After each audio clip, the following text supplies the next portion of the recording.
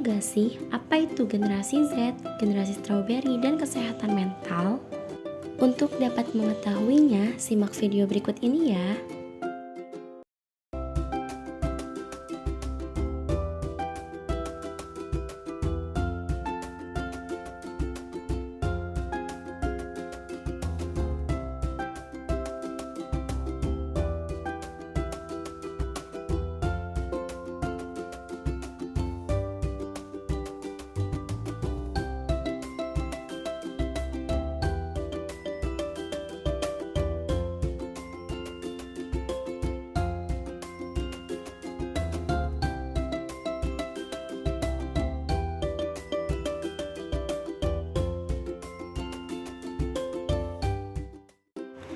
Nah, untuk lebih jelas lagi dalam membahasnya, kami kelompok 1 melakukan layanan BK yaitu bimbingan kelompok dengan menggunakan media konseling yaitu audiovisual bertemakan tentang kesehatan mental generasi Z dan generasi strawberry. Assalamualaikum warahmatullahi wabarakatuh. Waalaikumsalam warahmatullahi wabarakatuh. Bagaimana teman-teman kabarnya hari ini? Alhamdulillah, luar biasa. Allahu Akbar. Masya Allah, semangat sekali ya, masih pagi, masih seger. Teman-teman udah pada sarapan belum nih? Belum. Waduh. Tapi masih tetap semangat ya. Semoga kita sampai selesai acara kita bimbingan kelompok pada hari ini tetap semangat walaupun mungkin ada yang belum sarapan atau sakit perut pagi-pagi gitu biasanya ya. Nah teman-teman, kita kan waktu minggu kemarin sudah sepakat minggu ini kita akan melaksanakan bimbingan kelompok kembali. Terima kasih kepada teman-teman yang sudah meluangkan waktunya pagi-pagi hadir bersama kita pada hari ini. Nah, kemarin kan kita udah perkenalan ya, teman-teman udah kenal kan sama teman masing-masingnya nih, teman-teman kelompoknya. Masih pada ingat nggak? Dikit-dikit ya. Aku ada games nih buat hari ini. Tapi sebelum itu, sebelum memulai kegiatan kita berdoa terlebih dahulu ya teman-teman. Ya, berdoa dimulai.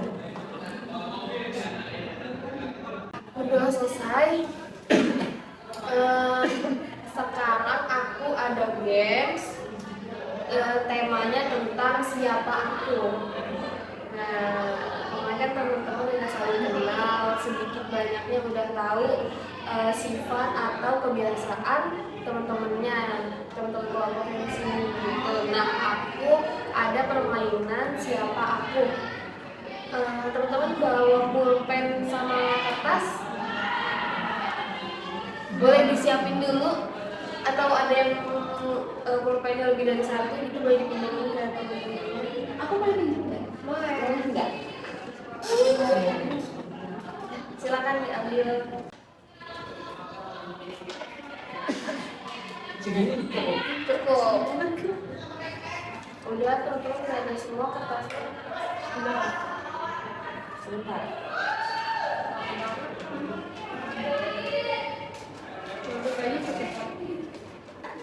Nah sekarang kalau teman-teman udah masing-masing megang pulpen dan kertasnya, aku minta teman-teman untuk menuliskan 5 kebiasaan atau sifat teman-teman gitu. Ya sifat dari Iya. Ditulis bikin 5. Enggak perlu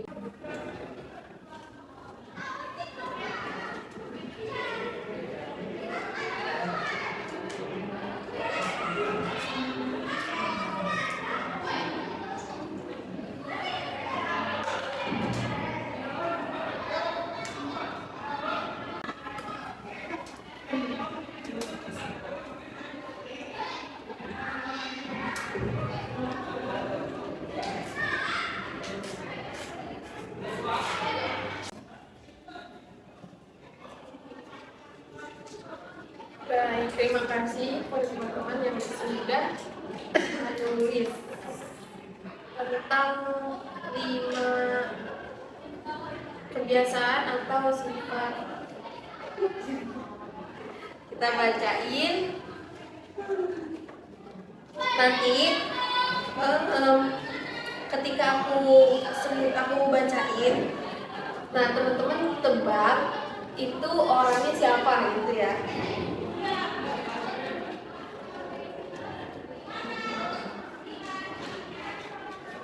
Aku adalah orang yang mageran, suka tidur, suka jajan, suka jalan-jalan atau main, dan suka telat. Siapakah aku?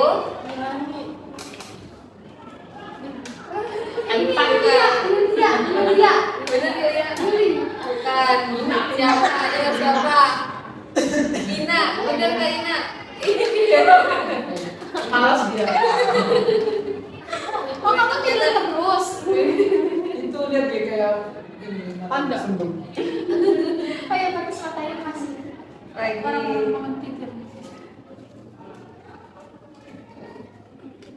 Kebiasaan saya, aku adalah orang yang habis makan ngerokok, tidur malam, bercanda bareng temen, kalau bawa motor suka pegangin stang istri,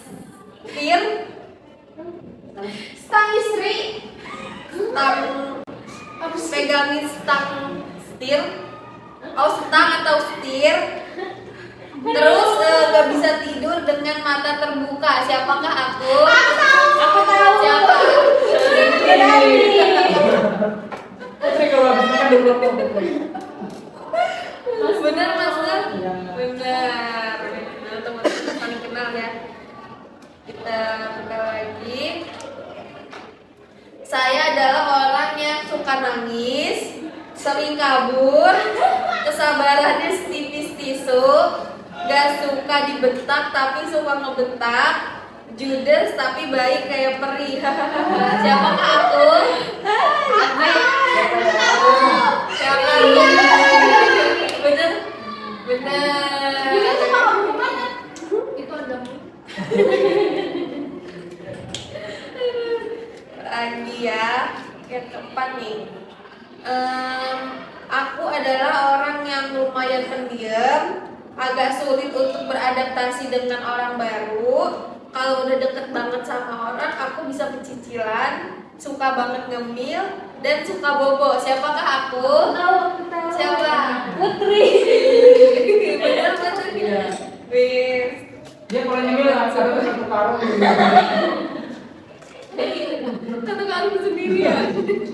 Yang terakhir, aku adalah orang yang galau pengen punya doi terus. Kedua, sekarang udah punya. Ketiga, punya satu abang yang paling baik sedunia. Keempat, keturunan Cindo. Yang kelima, kadang diem. Siapakah aku? Alifan. Ada Cindo, ada Putri juga Cindo. Oh iya bener. Sama-sama saja. Alhamdulillah ternyata teman-teman udah saling kenal sifat dan kebiasaan masing-masing teman kelompoknya ya. Alhamdulillah. Jadinya untuk kita lanjut seterusnya lebih enak gitu kan, karena kita udah bisa membangun dinamika yang hangat dan bau bagus gitu. Nah, teman-teman hari ini udah siap melakukan bimbingan kelompok? Siap. Aku harap dan aku mohon untuk barang-barang yang ada di depan mejanya disingkirkan dulu supaya tidak mengganggu jalannya acara kita pada hari ini. Baik, terima kasih teman-teman sudah bersedia merapikan barang-barangnya. Ini saya pengen bersin. Nah teman-teman, waktu minggu kemarin, pertemuan kemarin kan aku udah ngejelasin itu apa bimbingan kelompok. Nah teman-teman masih ada yang ingat gak bagaimana bimbingan kelompok? Ada yang mau apa? Aku. Ya. Ya jadi bimbingan kelompok itu dimana kita tuh membentuk suatu kelompok yang di situ itu kita ngebahas suatu isu terkini. Jadi nanti dari semua teman-teman nih tahu berita terkininya itu apa, dan nanti kita bahas, kita tentuin satu topik. Nah, dalam proses pembimbingan kelompok ini juga untuk melatih kemampuan public speaking kita supaya kita lebih berani berpendapat. Ada lagi yang mau berpendapat ya? Nah, di dalam pembimbingan kelompok juga ada 3 komponen. Yang pertama itu pembimbingan kelompok, yaitu hak sendiri. Nah, yang kedua itu anggota kelompok, kita nih yang mau apa sih kayak diskusi gitu kan. Yang ketiga itu pembimbingan kelompok itu agar suasana diskusi itu hangat. Terus ada lagi yang mau berpendapat?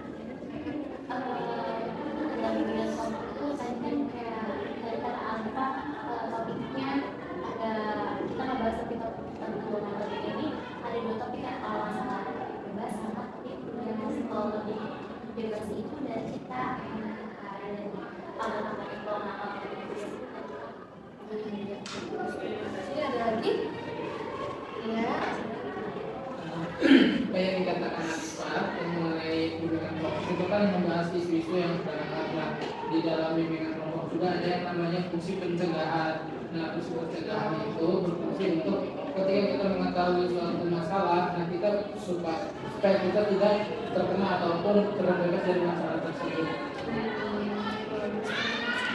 Ada lagi? Bahkan terakhir kayaknya bagaimana? Dari kata di bawah itu sudah mendiskusi semuanya ya. Ini tidak ada tambahan dari kayak tadi ya. Baik, terima kasih teman-teman sudah mau berpendapat dan menyampaikan apa yang kemarin saya sampaikan. Benar banget apa yang disampaikan teman-teman. Jadi bimbingan kelompok, aku lurusin ya teman-teman. Jadi bimbingan kelompok adalah suatu layanan di bimbingan konseling yang memanfaatkan dinamika kelompok untuk supaya teman-teman berani berpendapat, terus mengemukakan pendapatnya di muka umum. Nah, fungsinya tadi itu benar kata Kak Nurani untuk pencegahan dan pengembangan potensi dari anggota kelompok. Benar juga kata Kak Putri. Jadi di dalam bimbingan kelompok kita ada 2 topik tugas yang dimunculkan dari pemimpin kelompok dan juga ada topik bebas yang dimunculkan dari anggota kelompok. Benar juga kata Kak Yuli. Ada 3 komponen di dalam bimbingan kelompok, yaitu saya sebagai pemimpin kelompok yang mengatur jalannya bimbingan kelompok. Lalu ada anggota kelompok teman-teman di sini yang akan berdiskusi dan akan mengemukakan pendapat-pendapatnya. Juga ada dinamika kelompok. Jadi di dalam bimbingan kelompok ini kita bangun kehangatan dan keharmonisan. Ya. Nah, hari ini saya mau memberikan topik tugas, yaitu tentang kesehatan mental generasi Z, atau yang sekarang juga banyak sedang ramai itu generasi Z yang menjadi generasi strawberry gitu. Nah teman-teman, jadi generasi Z adalah generasi yang lahir pada dari tahun 1997 sampai dengan tahun 2009. Nah, banyak sekarang di internet beredar lagi nih tentang generasi strawberry. Generasi strawberry adalah generasi Z yang dia tuh sebenarnya banyak ide kreatif, inovatif, tapi kesehatan mentalnya tuh mudah kena mental gitu kalau kata anak zaman sekarang gitu kan, sehingga mentalnya cepat kena mental, sehingga kenapa disebut generasi strawberry, karena dia gampang bonyok gitu. Nah, ada beberapa penyebab kan dari generasi Z yang bisa berubah menjadi juga generasi strawberry itu karena generasi Z itu sekarang kan disuguhkan dengan hal-hal yang instan, hal-hal yang mudah gitu, sehingga ketika dihadapkan oleh suatu permasalahan yang lumayan berat itu dia langsung terkena gitu mentalnya, sehingga sangat rawan terganggu kesehatan mentalnya. Gimana nih menurut teman-teman, apakah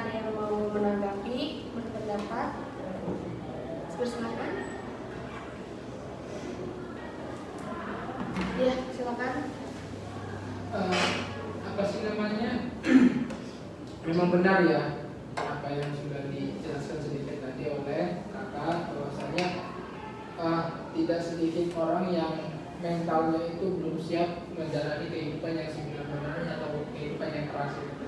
Seperti contohnya teman saya itu kan biasanya dia dari kecil sampai dewasa lah ibaratnya, tapi ya dia itu hidup dalam selalu ada gitu.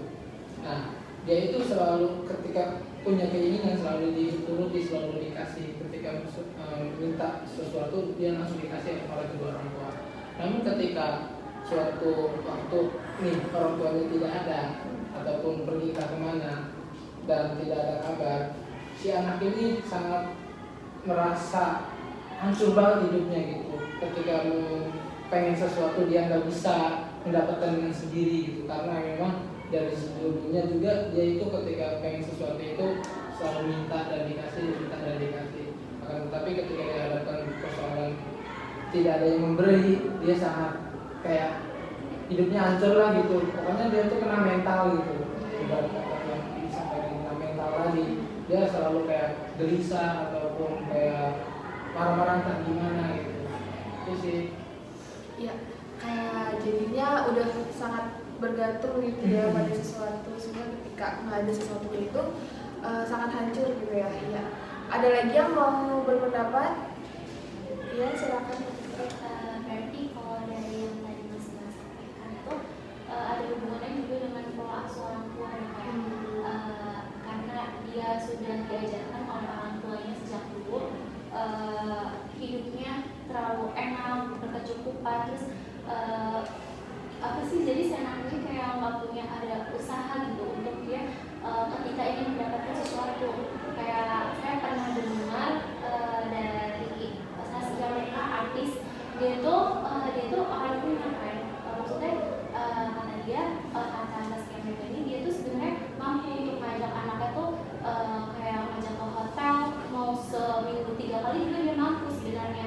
Tapi Saskia Mereka ini tuh pengen gitu ketika anaknya itu menginginkan sesuatu itu harus ada usaha dulu. Jadi dia baru ngajak anaknya jalan-jalan itu ketika anaknya misalnya lulus lomba apa gitu, jadi baru dikasih reward nih sama Saskia Mereka gitu. Jadi walaupun dia orang punya nggak selalu dikasih gitu, nggak selalu diberi fasilitas yang mewah.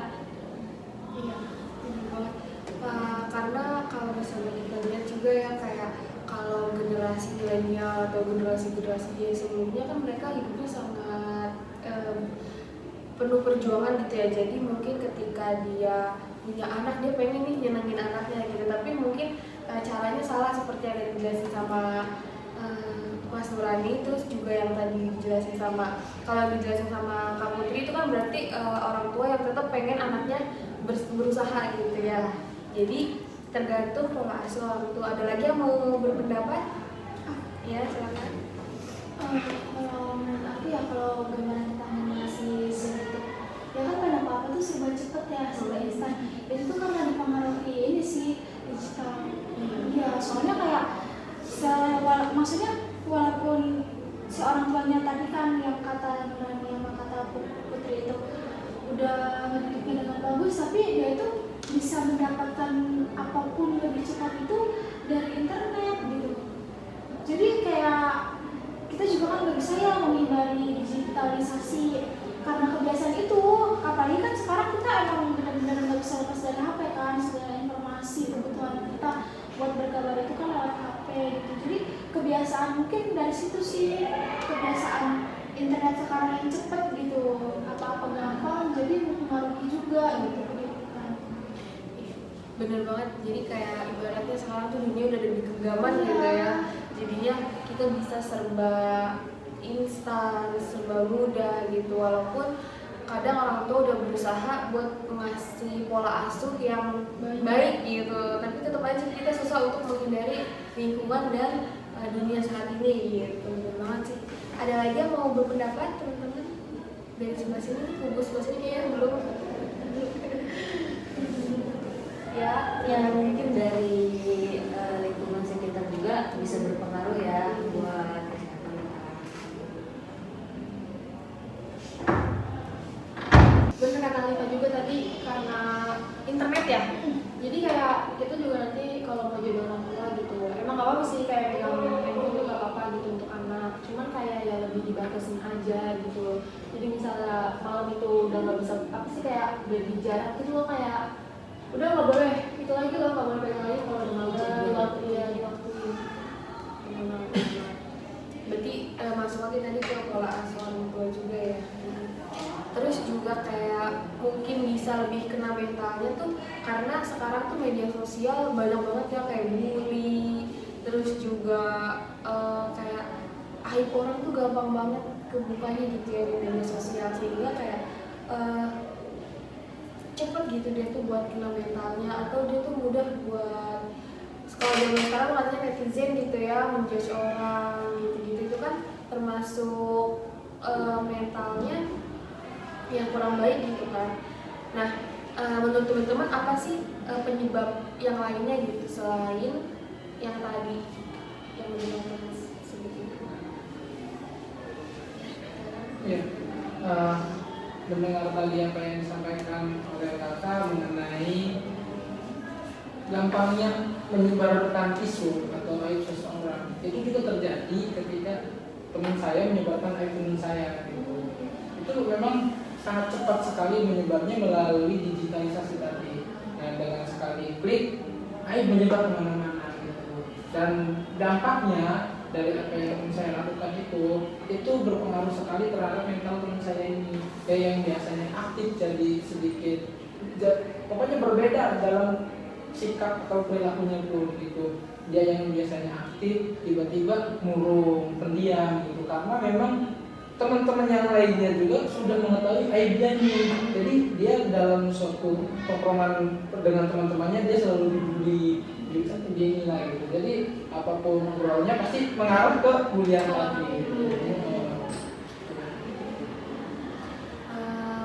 Dampaknya juga sangat besar gitu ya, sangat merubah, mempengaruhi sekali kepribadian dia gitu. Benar ya. Teman-teman ada pengalaman atau cerita lagi gitu gak sih tentang dampak dari kayak dunia saat ini gitu mempengaruhi generasi Z gitu? Aku tuh pernah ngedenger pas di kelas apa di luar ya, pokoknya kalau misalnya menurut WHO apa sih yang pokoknya kayak gitu yang kesehatan mental di dunia gitu, UNICEF. bukan UNICEF, apa ya, kalau WHO tuh apa sih penyanyinya, pokoknya WHO mau menanyakan gitu. pokoknya Health Organization itu. Nah, kalau misalnya dihitung sekalinya itu sedunia tiap hari itu ada aja yang bunuh diri itu. Iya, karena kondisi kesehatan mentalnya itu karena kan apalagi kalau misalnya di dunia orang dewasa kali ya, yang remaja menginjak dewasa gitu, yang bunuh diri parah gitu. Jadi kayak tiap hari ada aja yang bunuh diri. Terus juga kan sekarang tentang apa penyakit mental gitu kan banyak infonya ya. Kadang kita tuh suka site diagnosis gitu. Jadi padahal sebenarnya mental kita itu sehat, cuma mungkin ada masalah dikit, tapi itu tuh belum termasuk ke dalam penyakit mental gitu loh. Tapi berhubung kita, wah ini kayaknya yang saya rasain gitu. Jadi kita site diagnosis gitu. Padahal mental kita tuh sebenarnya baik aja, cuma tinggal istilahnya itu kita ngurusin lagi gitu dikit. Kita tuh nggak bisa kayak bipolar tuh kan, mood swing. Kita tuh kayak ngerasa tiba-tiba marah, tiba-tiba senang, itu tuh padahal masih di kategori normal, tapi karena kita cuma pahamnya segitu, bipolar itu mood swing, jadi kita self diagnosis gitu. Ya benar banget, banyak ya sekarang kayak tentang orang yang bunuh diri gitu, walaupun mungkin sebenarnya zaman dulu juga banyak ya, cuman karena dulu teknologi atau digitalnya nggak mudah, informasi tuh nggak gampang diketahui orang, jadi mungkin kayak aman-aman aja zaman dulu. Tapi kalau zaman sekarang tuh kayak karena udah banyak penelitian, terus juga informasi udah berubah, jadi kayak seakan-akan emang bunuh diri tuh udah banyak banget gitu kan.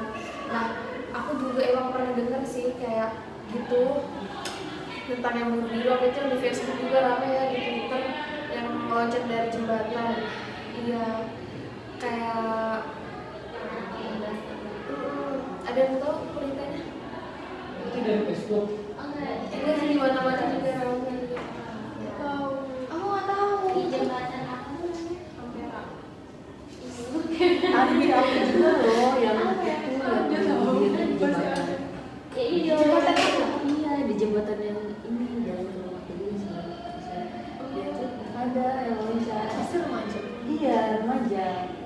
Teman-teman yang udah tadi teman-teman jelasin tentang penyebab terus akibat, menurut teman-teman gimana nih cara pencegahannya supaya generasi Z ini nggak menjadi juga generasi strawberry? Silakan kayak ini. Ya mungkin kita kan kayak sebagai remaja nih, ya udah tahu kayak sosial media itu kayak ada negatif dan positifnya. Jadi kayak kalau misalnya ada di sosial kita kayak ada yang negatif, jadi kayak gitu tuh langsung kayak yaudah gitu langsung skip aja gitu, jangan ditonton karena itu membuat pikiran kita jadi gimana gitu. Jadi kalau misalnya ada yang hal positif ya udah hal positif aja gitu, nggak usah hal negatif itu sampai dilihat, dibaca, kayak lihat komen-komennya, apa ditonton gitu. Kalau itu kayak baik banget kayak sosial media itu kayak porno gitu kan, itu kan membuat kayak mental kita rusak juga, otak kita rusak juga kan. Iya benar. Yang tadi porno itu juga kan jadinya nanti ada penyakit mental yang voyeurism itu ya. Benar banget. Benar banget. Ada lagi yang mau nih? Silakan. Ya, memang benar sekali apa yang disampaikan Yulia ya, pembatasan untuk bermain gadget itu sangat penting. Nah, itu juga tidak terlepas dari apa yang tadi disampaikan mengenai pola asuh orang tua. Nah, orang tua itu sangat berpengaruh sekali untuk memantau ya. Jadi sangat penting sekali orang tua memantau tentang anak ini bermain HP. Ya, kegiatan anak tersebut bermain gadget itu biasanya kan di gadget atau di tampilannya kan ada yang 18 plus ataupun RBO remaja bimbingan orang tua ataupun yang lainnya. Nah di situ kalau emangnya tertera peringatan seperti itu, nah, orang tua dengan sebaik mungkin memberikan arahan kepada anak supaya tidak melihat konten-konten yang memang bukan layaknya untuk dia lihat. Kontrol tua ya. Ada lagi yang mau dapat ya? Apalagi kalau misalnya kayak orang tuanya itu udah praktek gitu, pasti kan dia juga tahu kan kayak YouTube Kids sama YouTube buat dewasa gitu kan ada kan, bisa diaturin gitu loh untuk anaknya. Berarti sebagai orang tua juga harus ikut perkembangan zaman ya, jangan jampe. Ada lagi? Iya, silakan. Buat generasi Z gitu ya, lebih banyak-banyakin sabar sih. Maksudnya semuanya itu butuh proses gitu, jangan mau yang instan aja. Nggak apa-apa kok nunggu lama dikit gitu. Nah terus ini sama jangan self diagnosis gitu. Pokoknya kalau misalnya kita tahu tentang penyakit mental, walaupun kita lagi ngerasain, kayaknya gue lagi ngerasain ini deh, tapi kita jangan langsung Mikir ini deh. Kayak gue beneran deh kena bipolar ataupun kena apalagi sih selain bipolar tuh illness gitu ya, pokoknya kayak gitu, terus emotion segala macem. Tapi mendingan kita tuh konsultasi Langsung gitu. cek gitu. Kan sekarang kayak gampang kan kalau emang kita nggak mau datang ke tempatnya ya kan ada Halodoc gitu, terus kan layanan konseling juga ya, ada yang online gitu. Jadi lebih baik kayak kita langsung konsultasi sih, jangan self diagnosis, karena itu yang membuat kesehatan mental di Indonesia itu kayak jadi melonjak gitu karena dari kita sendiri. Apalagi kalau dia mikir kayak self apa tadi diagnosis ya, dia udah mikir self diagnosis nih, pasti dia pikiran dia kayak ih beneran nih kayaknya aku kena deh, padahal nggak kena gitu. Jadi kayak nambah beban mendem. Kalau emosi langsung kayak meledak gitu nggak sih takutnya. Nah, jadi tersugesti juga ya. Terus juga sebenarnya kan kalau misalnya penyakit mental itu buat mendiagnosis ada alatnya gitu kan, nggak bisa sendiri gitu. Ada lagi yang belum tahu? Ya silakan Kak Putri. Tadi kan dijelasin juga kayak apa sih hal-hal tadi, kayak kita tuh harus mengontrol diri, terus kontrol dari orang tua, terus jangan self diagnosis. Mungkin kalau kata Putri dari pola hidup sama pola hidup sehat sama makan sehat gitu. Jadi itu berpengaruh juga sih, kayak misalnya kalau kita pola hidup nggak sehat, misalnya jam tidur tuh nggak teratur gitu kan, tuh bikin kita stres juga, kadang kan pusing gitu. Dan jadi kayak berpengaruh gitu ke aktivitas sehari-harinya. Terus kayak dari makanan juga kan, kalau makanannya nggak dijaga dengan baik kan, kalau fisik kita nggak sehat kan kadang mau beraktivitas juga susah gitu. Terus kalau buat mikir sehat, untuk mikir dengan baik itu agak susah juga gitu. Jadi mungkin dari pola hidup sehat sama makan sehat. Iya benar banget, apalagi zaman sekarang Facebook tuh udah banyak banget ya di mana-mana, yang pasti kan itu nggak baik buat kesehatan tubuh kita. Instan Bener banget, tapi juga suka sih sebenarnya. Mungkin lebih dikontrol gitu ya. Ya gimana menurut Kak Ina nih pencegahannya supaya generasi Z kesehatan mentalnya tidak seperti generasi sebelumnya? Benar kata teman-teman semua ya, tapi saya lebih ke kayak kita lebih menjaga pola hidup kita sendiri, karena itu juga kan buat diri kita sendiri kan. Kalau kita bisa menjaga pola hidup kita dari makan, dari tidur juga, kayaknya buat ke yang lain juga bisa ini gitu ya, bisa apa sih kayak mengatasi gitu. Terus juga menurut teman-teman penting gak sih buat kita tuh memilih circle yang baik gitu, karena kayak misalkan zaman sekarang kan udah banyak banget circle yang hedon, terus juga suka flexing gitu kan. Kalau misalkan kita emang bukan kemampuan itu berbeda sama circle tersebut, kita maksain masuk, itu kan bisa kena mental juga kan kitanya, kayak maksain misalkan ke orang tua, orang mantu, itu kan gak baik juga ya. Nah, terima kasih teman-teman udah menyampaikan pendapat dan argumennya. Aku mau minta kesimpulan dari diskusi kita pada hari ini. Ada yang berkenan? Ya, silakan.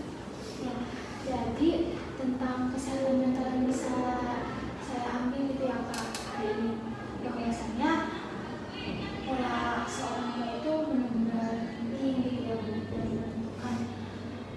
menentukan apa ya, menentukan karakter si anak gitu. Walaupun ya memang dari segi generasi kita itu berbeda, anaknya juga harus ngikutin perkembangan zaman dalam hidupnya. Nggak bisa penerapan mendidik anak di zaman milenial diterapin di generasi Z gitu, itu nggak bisa. Terus juga kita harus menghindari konten-konten yang membuat mental kita ya kepikiran gitu. Terus jangan self diagnosis. Pokoknya kalau misalnya mau kita lagi merasakan sesuatu yang kita kira kayaknya merujuknya ke sana gitu, kepikiran mental, jangan self diagnosis, karena itu nambah beban pikiran kita tadi yang disampaikan dulu ya, tapi kita langsung konsultasiin sama yang lebih ahli gitu. Ada lagi yang mau kesimpulan? Satu orang lagi. Kesimpulan kita bimbingan kelompok pada hari ini gimana? Iya, Ina tadi katanya mau nyimpulin. Ya gimana ya kan? Tapi kayaknya lebih ke ini ya, biar cewek satu cowok satu gitu. Oh iya, benar, biar seimbang loh. Iya, Baik, jadi nggak kesimpulan yang cewek. bisa saya ambil dari pertemuan kali ini yaitu jangan gampang tersesat.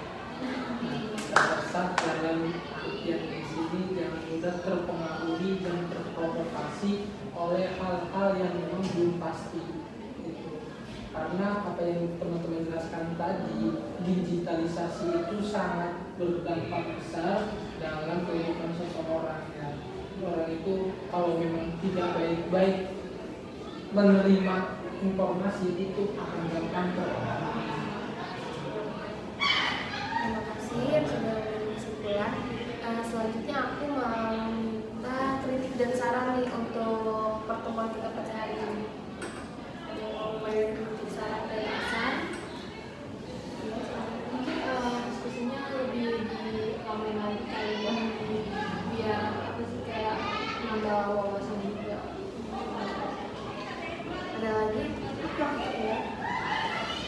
kak orangnya kalau misalnya mendengar suara orang tua dia tuh ngantuk, jadi mungkin nanti bisa suaranya itu lebih apa ya kencengin gitu, terus lebih terbawa gitu suasana semangatnya gitu, jadi biar kita itu kebawa menggebu-gebu juga. Ada lagi mungkin dari segi ruangan mungkin ya yang bikin saya dari itu kedinginan gitu ya. Jadi ngantuk juga gitu Iya, kan? jadi dari ngantuk juga gitu. Mungkin agak lebih Ya, untuk pertemuan kita selanjutnya mau kita lakuin kapan dan di mana? Mungkin tempatnya nggak di sini lagi kali ya. Nah, kita cari suasana yang baru. Mau menyatu dengan alam gitu? Boleh. Aku punya suatu tempat Di mana? di taman ini, taman Wasus. bukan bukan taman Wasus, nanti saya ketemu Abi Negara. Gak apa-apa biar jadi teman apa. Di ini di taman 3B. Oh iya benar. Lumayan enak ya. Iya, jadi di situ kita nggak akan kedinginan, tapi mungkin kalau misalnya siang-siang tuh panas. Jadi Berarti kalau waktunya kapan? Sore. Sore mungkin ya lebih Sore. enak gitu loh. Sambil menikmati. Habis Isa juga boleh tuh. Kemalaman itu mah gelap. Baik, terima kasih teman-teman yang sudah berpartisipasi aktif dan hadir pada acara hari ini. Semoga teman-teman selalu semangat dan bisa menjaga kesehatan mentalnya agar tidak menjadi generasi strawberry gitu. Nah, untuk pertemuan hari ini kita cukupkan. Mari kita tutup acara pada hari ini dengan berdoa.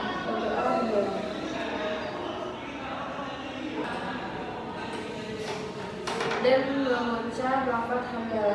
Alhamdulillahirobbilalamin. Assalamualaikum